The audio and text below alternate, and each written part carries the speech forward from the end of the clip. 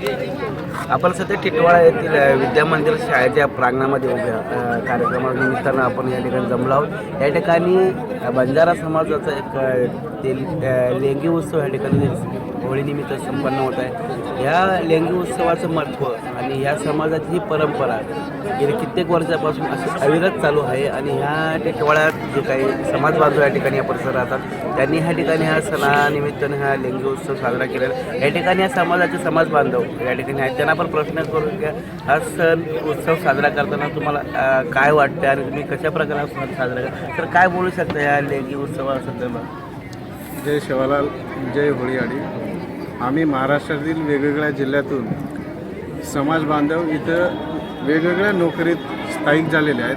त्यामधील आम्ही सुमारे 400 बंधू बांधव आज टिटवाळ्यामध्ये वास्तव्यास आहोत। आमचा समाज एकोपा राहावा, आमची संस्कृती जपावी, आमचे पारंपरिक नृत्य लोकगीतातून सादर करावे आणि आमच्या मागच्या पिढीला त्याचा बोध व्हावा याच्यासाठी आम्ही सर्व सक्रिय कार्यकर्ते टिटवाळ्यात वेगवेगळे उपक्रम राबवून वेगवेगळे कार्यक्रम घेऊन आमच्या मागच्या पिढीला त्याचा बोध करून देत आहोत आणि आमचं पारंपरिक सण, आमचे पारंपरिक नृत्य हे प्रत्येक उपक्रमातून सादर करून समाजाचं नाव पुढे जाईल, आमचा समाज एकोपा राहील यासाठी वेगवेगळे कार्यक्रम करून। आता तुम्ही हा लेंगी उत्सव या ठिकाणी आता हे नृत्य करणार आहे, याच्यामध्ये हा प्रकार म्हणजे हा कसं काय, याच्यामध्ये किती लोक असतात आणि हे जे गाणी म्हणतात या गाण्यातून काय बोध केला जातो? आमच्या समाजात वेगवेगळे सण असतात, त्याप्रमाणे होळी हा सण मोठा सण मानला जातो। आमची संस्कृती लेंगी, त्याच्यात आम्ही पायी घालत असतो, त्याला आमच्या बंजारा समाजात पायी म्हणतात। लेंगी बैठी लेंगी असते, त्याप्रमाणे जय सेवालाल लेंगी मंडळ सेवादास नगर मानोरा जिल्हा वाशिम हे लोकनृत्य सादर करतात, लेंगी सादर करतात। बंजारा समाज जागृत करायचं त्यांचं मोठं कार्य चालू आहे।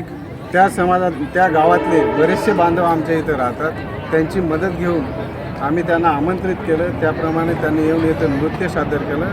टिटवाळावरील त्यांचा आभार मानतो।